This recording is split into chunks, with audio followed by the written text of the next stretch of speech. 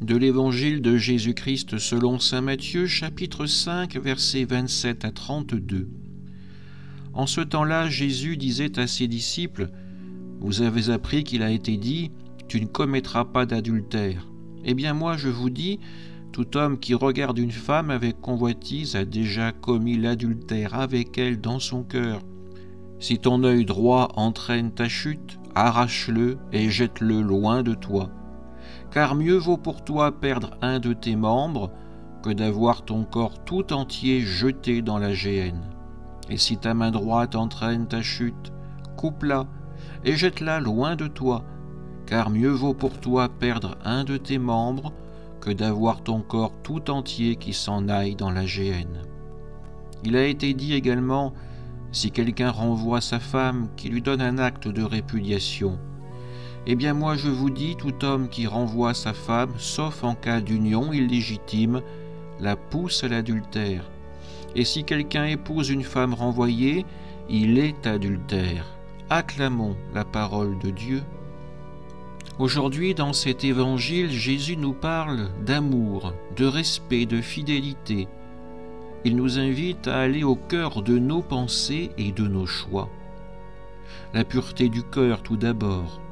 Jésus rappelle le commandement « Tu ne commettras pas d'adultère ». Mais il va plus loin. Même regarder quelqu'un avec des pensées impures, c'est déjà commettre le péché dans son cœur. Il nous invite donc à purifier non seulement nos actes, mais aussi plus en profondeur nos regards, nos pensées. Si quelque chose, comme un regard, une habitude, nous pousse au péché, Jésus nous le dit de façon bien sûr imagée, débarrasse-toi-en. Bien sûr, il ne parle pas de se mutiler, mais de couper avec ce qui nous éloigne de Dieu, car notre âme est plus précieuse que tout. Jésus abordera aussi la question du mariage, de la fidélité dans le mariage. À son époque, certains pensaient que l'on pouvait facilement divorcer, répudier sa femme. Mais Jésus le dit, sauf en cas d'union illégitime, renvoyer sa femme, c'est la pousser vers le péché. Épouser une personne divorcée, c'est donc aussi commettre ce péché. Jésus nous appelle à respecter le mariage, à être fidèles à la personne à qui nous avons donné notre amour. Ce mariage, c'est aussi un engagement d'amour sacré devant Dieu.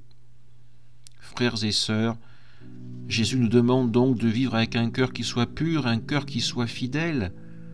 Demandons-lui la force d'orienter nos pensées conformément à l'Évangile, conformément à l'amour, à la miséricorde, au pardon, à respecter la dignité de l'autre, comme Dieu lui-même respecte ses enfants. Amen.